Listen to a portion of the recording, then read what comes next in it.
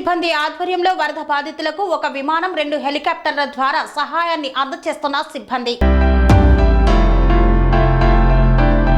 కృష్ణా జిల్లా గన్నవరంలో పంజాబ్ రాష్ట్రంలోని లోఢాన్ నుండి వరద బాధితుల సహాయార్థం గన్నవరం అంతర్జాతీయ విమానాశ్రయానికి చేరుకున్న 126 మంది ఎన్డీఆర్ఎఫ్ సిబ్బంది బృందం. ఎన్డీఆర్ఎఫ్ సిబ్బంది ఒక విమానం 2 హెలికాప్టర్లలో వరద బాధితులకు ఆహారం, త్రాగునీరు, ఎనర్జీ ఫుడ్ హెలికాప్టర్ సహాయంతో అందజేస్తున్నారు. ఈ సందర్భంగా ఎన్ఫోర్స్మెంట్ డైరెక్టర్ లక్ష్మీకాంత్ రెడ్డి మాట్లాడుతూ సీఎం చంద్రబాబు నాయుడు, కేంద్ర విమానయాన శాఖ మంత్రి కింజారపు రామ్మోహన్ నాయుడు ఆదేశాల మేరకు యుద్ధ ప్రతిపాదికన వరద బాధితులకు సహాయక చర్యలు చేపట్టామన్నారు. ఈ సహాయక చర్యల్లో భాగంగా ఇంకా వరదల్లో చిక్కుకున్న వారిని రక్షించి వారికి ఆహారము, త్రాగునీరు, ఎనర్జీ ఫుడ్ అందజేయడం జరుగుతుందని పేర్కొన్నారు.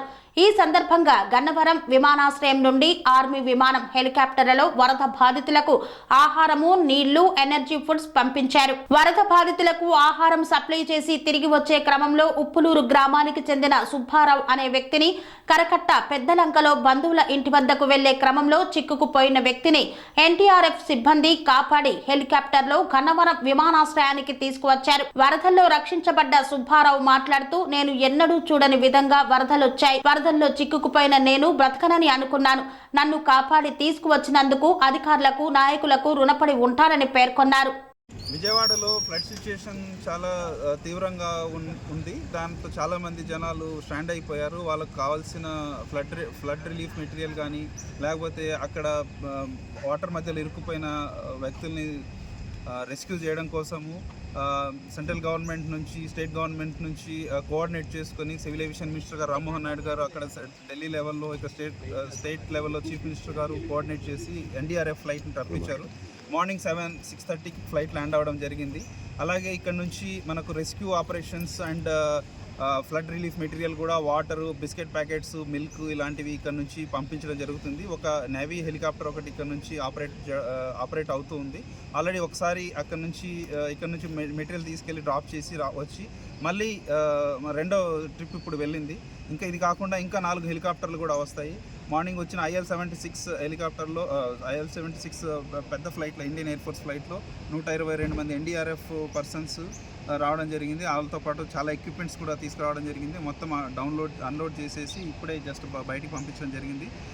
ఇప్పుడు మార్నింగ్ ఫస్ట్ ట్రిప్లో ఫ్లడ్ రిలీఫ్ మెటీరియల్ అండ్ అదే ఫుడ్ మెటీరియల్ తీసుకెళ్ళిన హెలికాప్టర్లో రిటర్న్ వచ్చేటప్పుడు ఇక్కడ సుబ్బారావు గారు అని ఒక వ్యక్తి, వాటర్లో ఇరుక్కుపోయిన ఒక వ్యక్తిని రెస్క్యూ చేసి తీసుకురావడం జరిగింది. ఇప్పుడు ఆయన బయటకు వచ్చారు.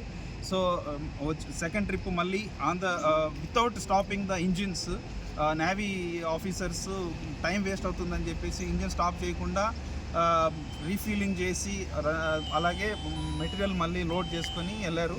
ఇప్పుడు ముఖ్యంగా జరగబోయే విషయం ఏంటంటే, అక్కడ మనకు ఫుడ్ కన్నా అందులో వాటర్లో ఇరుక్కుపోయిన వ్యక్తుల్ని రెస్క్యూ చేయడం అనేది ఇంపార్టెంట్ కాబట్టి హాఫ్ లోడ్ మాత్రమే రిలీఫ్ మెటీరియల్ తీసుకెళ్లారు. దాన్ని ఎంత త్వరగా వీలైతే అంత తొందరగా డ్రాప్ చేసేసి మిగతా ప్యాసింజర్స్ని పికప్ చేసుకొని వస్తారు. ఇది కాకుండా ఇంకా 4 హెలికాప్టర్లు రావడానికి అవకాశం ఉంది. సో మన విజయవాడ ఎయిర్పోర్ట్ నుంచి మొత్తం వాళ్ళకు కావాల్సిన ఎటువంటి టైం వేస్ట్ చేయకుండా అన్ని సహకారాలు అందిస్తూ మా ఆపరేషన్స్ మేనేజరు, మా ఆపరేషన్స్ పర్సన్స్ అందరూ చాలా ఎఫిషియెంట్గా పనిచేస్తూ ఫ్లడ్ రిలీఫ్ చేయడానికి, మా వంతు సహకారం అందించడానికి మేము కృషి చేస్తున్నాం. ముఖ్యంగా మాకు నిన్న సాయంత్రం నుంచి కూడా నాకు డైరెక్ట్గా సివిల్ ఏవియేషన్ మినిస్టర్ గారు స్వయంగా ఫోన్ చేసి నైట్ అంతా ఇక్కడే ఉండి వచ్చే ఫ్లైట్ని అకామిడేట్ చేసి వాళ్ళకి కావాల్సిన సదుపాయాలు కలిగించమని చెప్పారు. అందుకే రాత్రి అంతా మా సిబ్బందితో పాటు మేమంతా ఇక్కడే ఉన్నాము. నైట్ వచ్చిన ఫ్లైట్స్కి వాళ్ళకు మెటీరియల్ లోడ్ చేయడానికి, అన్లోడ్ చేయడానికి మెటీరియల్ కూడా స్వయంగా మా స్టాఫ్ స్వయంగా లోడ్ చేయడం కూడా జరిగింది. మా స్టాఫ్ అందరూ సహకరిస్తున్నారు, పోలీసు వాళ్ళు సహకరిస్తున్నారు, గ్రౌండ్ స్టాఫ్ సహకరిస్తున్నారు.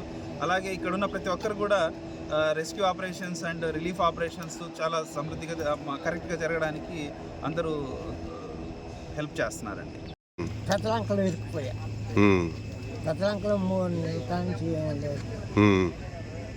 నన్ను వచ్చారు కానీ చూశారు కానీ దిగారు. మేము రాలేము బాబు అన్నాం. ఇవాళ ఇక దిగి ఇది పోయినంత బాగోలేదు, ఇవాళ వెళ్ళిపోతాను అంటే ఎక్కిచ్చారు. అక్కడ ఎక్కించి తీసుకొచ్చారు. దేంట్లో తీసుకొచ్చారు? హెలికాప్టర్. హెలికాప్టర్ అంటే నీళ్ళలో ఇరుక్కుపోయావు మధ్యలో నువ్వు దెబ్బ మీద డాబా మీద ఉన్నాం, డాబా మీద ఉన్నావు. 14 మంది ఉన్నాం. 14 పెద్దలంక. పెద్దలంక అంటే కృష్ణాది మధ్యలోనది.